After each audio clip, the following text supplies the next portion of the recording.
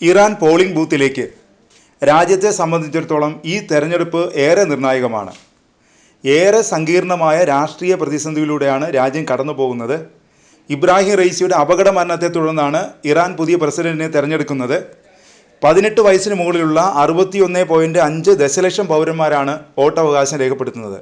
എന്നാൽ ലക്ഷക്കണക്കിന് പൗരന്മാർ തെരഞ്ഞെടുപ്പ് ബഹിഷ്കരിക്കുമെന്ന് പ്രഖ്യാപിച്ചിട്ടുണ്ട്. തിരഞ്ഞെടുപ്പിൽ ക്രമക്കേടുണ്ടെന്നാണ് ഇവർ ആരോപിക്കുന്നത്. തങ്ങൾക്ക് വിധേയത്വമുള്ള പ്രസിഡന്റിനെ തെരഞ്ഞെടുക്കാൻ പോളിംഗിൽ ക്രമക്കേടുകൾ നടത്താൻ സാധ്യതയുണ്ടെന്ന ആരോപണമാണ് ഇവർ ഉയർത്തുന്നത്.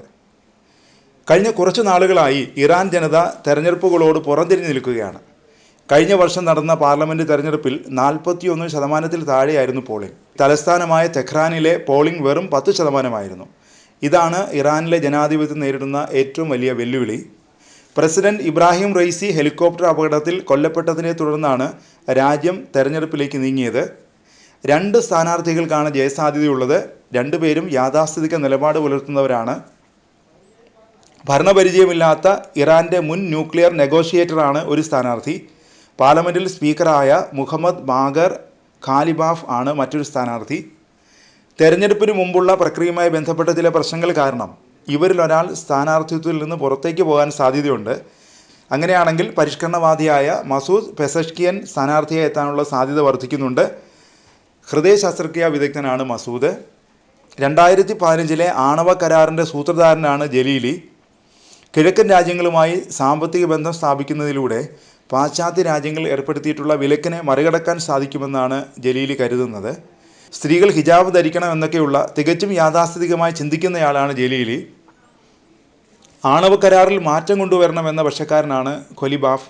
സമ്പദ് വ്യവസ്ഥയെ ശക്തിപ്പെടുത്തി വളർച്ചയിലേക്ക് രാജ്യത്തെ എത്തിക്കണമെന്ന ചിന്താഗതിക്കാരനാണ് അദ്ദേഹം. തെരഞ്ഞെടുപ്പ് പടിവാതിൽക്കൽ നിൽക്കുമ്പോൾ സ്ഥാനാർത്ഥിത്വം പിൻവലിക്കാൻ ഖൊലിബാഫിന് മേൽ ജലീലി സമ്മർദ്ദം ചെലുത്തുന്നുണ്ട്. പരിഷ്കരണവാദിയായ മസൂദിൻ്റെ സ്ഥാനാർത്ഥിത്വം തടയുന്നതിന് ഖൊലിബാഫ് സ്ഥാനാർത്ഥിത്വം പിൻവലിക്കണമെന്നാണ് ജലീലി ആവശ്യപ്പെടുന്നത്. മസൂദിൻ്റെ സ്ഥാനാർത്ഥിത്വത്തെ എങ്ങനെയും തടയാനുള്ള ശ്രമത്തിലാണ് ഇറാനിയൻ ഭരണകൂടവും. ഏറ്റവും ഒടുവിൽ മസൂദിൻ്റെ റാലി ഭരണകൂടം തടഞ്ഞിരുന്നു. ഇറാൻ്റെ പരമോന്നത നേതാവ് ആയത്തുള്ള അലി ഖമേനിയും മസൂദിനെ ശക്തമായി എതിർക്കുന്നുണ്ട്.